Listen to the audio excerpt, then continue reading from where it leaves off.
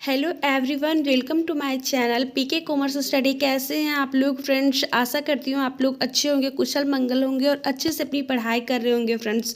तो आज की इस वीडियो में आप लोगों के लिए मैं इकोनॉमिक्स का एक वेरी इंपॉर्टेंट क्वेश्चन लेकर आई हूँ, जो कि आप लोगों के एग्ज़ाम के लिए बहुत ही ज़्यादा इंपॉर्टेंट क्वेश्चन है फ्रेंड्स। मैं बता दूँ, ये क्वेश्चन एग्ज़ाम में बहुत ही बार पूछा गया प्रश्न है, तो आप लोगों के लिए भी ये क्वेश्चन मोस्ट इम्पोर्टेंट हो जाता है। तो वीडियो के लास्ट तक बने रहिएगा ताकि अच्छे से आप लोग समझ पाइएगा।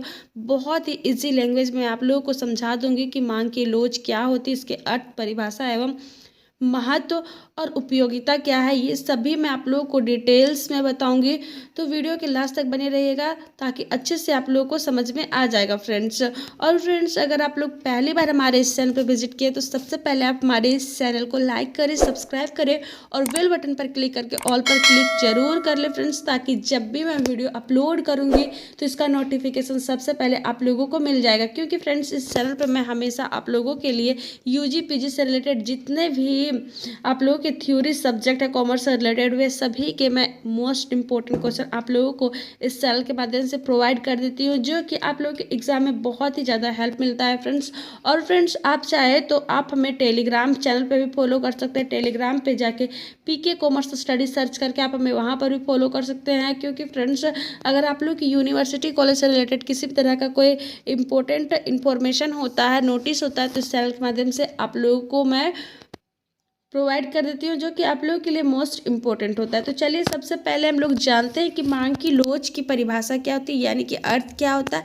फिर हम लोग समझेंगे कि इसकी परिभाषा क्या है, महत्व और उपयोगिता के बारे में जानेंगे। तो फ्रेंड्स, हम लोग जानेंगे कि मांग का लोच क्या होता है। तो फ्रेंड्स, सबसे पहले मैं आप लोगों को बता दूं कि सबसे पहले मैं आप लोगों को, इससे पहले मैं वीडियो बना चुकी हूँ, उसमें आप लोगों को मैं मांग के नियम के बारे में बताई हूँ। तो मांग के नियम में हम लोग जाने थे कि जब किसी वस्तु के मूल्य में वृद्धि होती है तो उसका मांग में कमी हो जाती है। तो इसी प्रकार से जब वस्तु के मूल्य में कमी होती है तो मांग में वृद्धि हो जाती है।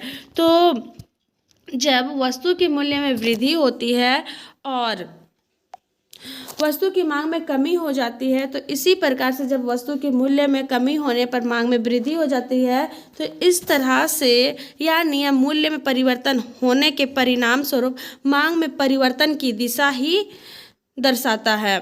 यानी कि यह दर्शाता है कि मांग की मात्रा में कितना परिवर्तन हुआ। यानी कि मांग की मात्रा में परिवर्तन को जानने के लिए अर्थशास्त्रियों ने मांग के लोच का तकनीकी विचार प्रस्तुत किया है। तो आगे हम लोग जानेंगे कि अर्थशास्त्रियों ने किस तरह से मांग के नियम को परिभाषित किया है। यानी कि फ्रेंड्स, जो मांग का नियम होता है, वस्तु का जो डिमांड किया जाता है, उस डिमांड और जो मूल्य में कमी होता है, उस दोनों के बीच में कितना मात्रा में परिवर्तन पाया जाता है, उसी को मांग का लोच कहा जाता है। तो आगे हम लोग समझेंगे अर्थशास्त्रियों की परिभाषा के अनुसार। तो मांग का लोच होता है फ्रेंड्स, मांग का लोच का मतलब होता है वस्तु के मूल्य, उपभोक्ताओं की आय, संबंधित वस्तु के मूल्य और विज्ञापन खर्च में परिवर्तन के फलस्वरूप मांग में होने वाले परिवर्तन की मात्रा की माप से संबंधित है। यानी कि फ्रेंड्स, जब किसी वस्तु का मूल्य में वृद्धि होता है तब उपभोक्ता का जो इनकम होता है वो कितना होता है, किस प्रकार से वो वस्तुओं का खरीद बिक्री करता है, और वस्तुओं के मूल्य और विज्ञापन का जो खर्च होता है, एडवर्टाइजमेंट का जो एक्सपेंसेस होता है, उसमें जो परिवर्तन होता है, उसके फलस्वरूप मांग में होने वाले परिवर्तन की मात्रा की माप की जाती है। उसी से संबंधित मांग का लोच होता है। या मांग की मात्रा वस्तु की मात्रा के मूल्य, उपभोक्ता की आय या संबंधित वस्तुएं का मूल्य या विज्ञापन खर्च के मध्य परिणामात्मक संबंध को व्यक्त करता है। यानी कि जो परिमाण आता है उसी को यहाँ पे दर्शाया जाता है। चलिए आगे हम लोग समझते हैं कि मांग की लोच की परिभाषा क्या होता है। यानी मांग की लोच को परिभाषित करते हुए प्रोफेसर मार्शल ने कहा है, बाजार में मांग की लोच इस तथ्य के अनुसार अधिक या कम होती है जब मूल्य में निश्चित कमी होने के कारण मांग की मात्रा अधिक या कम या वृद्धि हो, अथवा मूल्य में निश्चित वृद्धि हो पर मांग की मात्रा में अधिक या कम गिरावट हो, इसे ही मांग का लोच कहा जाता है। यानी कि प्रोफेसर मार्शल का कहना है कि जब बाजार में वस्तुओं की मांग में वृद्धि होती है या कमी होती है तो इसका मूल्य एक निश्चित रूप से कमी होने के कारण मांग की मात्रा में अधिक और कम वृद्धि होती है, इसे ही मांग का लोच कहा जाता है। यानी कि जब मांग में गिरावट हो जाता है अधिक मात्रा में या कम मात्रा में, तो इस दोनों के बीच में दोनों जो अंतर निकलता है वस्तु की मांग और गिरावट में, तो उसे ही मांग का लोच कहा जाता है।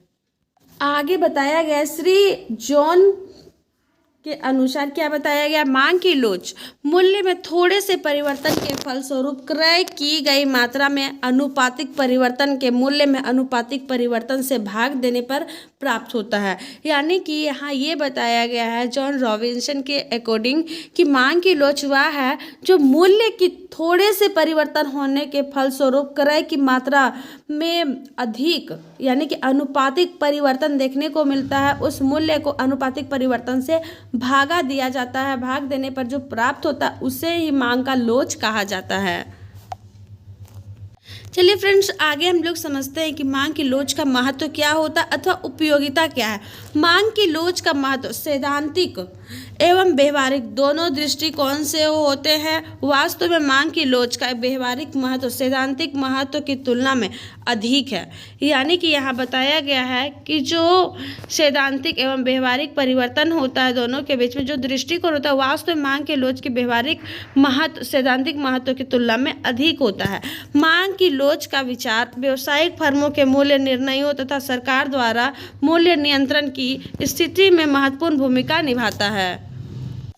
मांग की लोच का विचार मुद्रा के अवमूल्यन के परिणाम स्वरूप निर्यातों से होने वाली आय पर प्रभाव को समझने में सहयोग प्रदान करता है और मांग की लोच का विचार जो होता है राजकोष से नीति में से अत्यंत उपयोगी होता है। यानी यहाँ ये बताया गया है फ्रेंड्स कि मांग का जो लोच होता है वो मुद्रा के अवमूल्यन के परिणाम स्वरूप ही निर्यात किया जाता है, वस्तुओं का जो आयात निर्यात किया जाता है उससे जो आय में प्रभाव पड़ता है उसे समझने में सहयोग प्रदान करता है कि कितनी मात्रा में आयात किया जा रहा है, कितनी मात्रा में निर्यात किया जाता है वस्तुओं का। तो इस तरह से दोनों के बीच में कितना राजकोषीय नीति में परिवर्तन पाया जाता है, ये राजकोषीय नीति के लिए अत्यंत उपयोगी होता है। मांग की लोच से अर्थशास्त्र के अनेक सिद्धांतों तथा समस्याओं की व्याख्या करने में सहयोग प्राप्त होता है। इस प्रकार से बताया गया है कि मांग की लोच का विचार होता है अर्थशास्त्र में सैद्धांतिक एवं व्यवहारिक दोनों ही दृष्टिकोणों से उपयोगी है। मांग की लोच का महत्व एवं उपयोगिता इस प्रकार से है।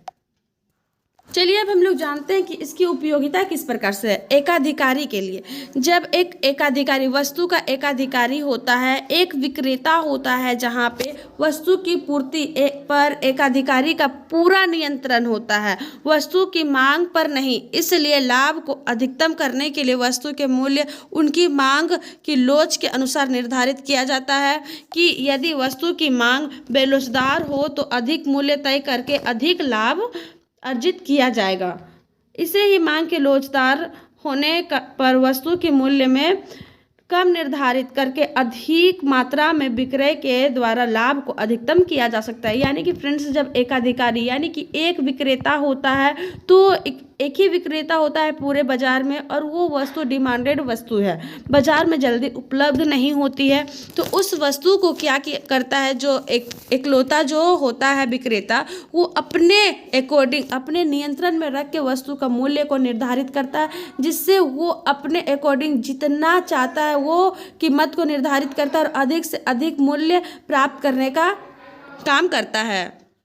दूसरा पॉइंट आता है सरकारी नीति निर्धारण। जो सरकारी नीति निर्धारण किया जाता है, मांग की लोच का विचार जो होता है सरकार की आर्थिक एवं वित्तीय नीति के निर्धारण में सहायता प्रदान करता है। वस्तुओं के वैधानिक मूल्य नियंत्रण के समय सरकार की मांग की लोच के विचार पर ध्यान केंद्रित करना पड़ता है। कर लगाते समय सरकार यह भी ध्यान देना पड़ता है कि उसका भार समाज में कौन से वर्ग पर पड़ेगा। अगर बेरोजगार मांग वाली वस्तु पर कर लगाया जाता है तो सरकार इच्छित आय प्राप्त हो जाएगी, परंतु लोचदार मांग वाली वस्तुओं की दशा में ऐसा संभव नहीं हो सकता है। बेरोजगार वस्तु वैसे वस्तु को बोला जाता है फ्रेंड्स जो कि वो इम्पोर्टेंट है, जैसे नमक का रेट, चाहे उसका रेट कम किया जाए या ज़्यादा किया जाए, उसका डिमांड होगा ही होगा।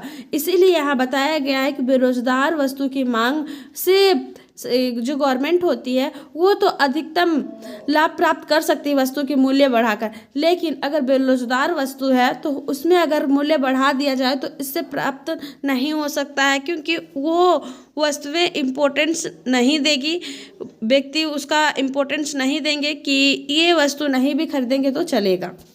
लेकिन अगर नमक को रेगुलर यूज़ करने वाले वस्तु है, नमक हो गया, माचिस हो गया, ये सब अगर नहीं यूज किया जाएगा तो फिर ऐसे में उनका दिनचर्या ही स्टार्ट नहीं होगा। आगे हम लोग समझते हैं कीमत विभेद के महत्व, यानी कि कीमत विभेद करते समय भी मांग की लोच को ध्यान में रखा जाता है। एक अधिकारी का कीमत विभेद तभी सफल हो सकता है जब उसे क्रेताओं व बाजारों की मांग की लोच की जानकारी होगी। वह उन बाजारों में वस्तुओं की ऊंची कीमत पर बेचेगा जहां मांग की लोच बेलोच होती है, और उन बाजारों में सस्ती बेचता है जहां मांग की लोच लोचदार होती है। यानी कि यहाँ पे ये बताया गया है कि जब विक्रेता बाजार की स्थिति का परीक्षण कर लेता है कि जहाँ पे जिस एरिया में उस वस्तु की ज़्यादा डिमांड है और वो वस्तु बाजार में नहीं उपलब्ध है, तो वहाँ पे अपनी वस्तु की मूल्य वृद्धि कर देता है, और जहाँ पे देखता है कि वहाँ पे बहुत सारे विक्रेता एक ही तरह के वस्तु लेके पहुँचे हैं तो वहाँ पे अपनी वस्तु के मूल्य में कमी कर देता है। इसे ही कहा जाता है कीमत विभेद करना। अगला पॉइंट आता है फ्रेंड्स 4 नंबर पे अंतर्राष्ट्रीय व्यापार का महत्व। किन्हीं दो देशों के बीच व्यापार की शर्तों के लिए यह विचार बहुत मददगार होता है कि अंतर्राष्ट्रीय व्यापार में सौदा करने की शक्ति तथा उससे प्राप्त लाभ आयोजित एवं निर्यात की जाने वाली वस्तुओं की पारस्परिक मांग एवं पूर्ति की लोच पर निर्भर करती है। यानी कि यहाँ पे ये बताया गया है कि जो अंतर्राष्ट्रीय लेवल पे बिजनेस किया जाता है, एक देश से दूसरे देश में वस्तुओं का आयात निर्यात किया जाता है, तो किस तरह से देश में वस्तुओं का डिमांड किया जा रहा है, किस तरह से लोच है, किस तरह से सप्लाई किया जा रहा है, तो यहाँ पे सप्लाइंग एंड मांग का लोच भी डिपेंड करता है, तो इसे ही मांग का लोच कहते हैं। तो आज के लिए इतना है फ्रेंड्स। उम्मीद है आप लोग बहुत ही अच्छे से समझे मांग के लोच के मीनिंग, डेफिनेशन एंड इसकी इम्पोर्टेंस को। तो आज के लिए इतना ही। Thank you.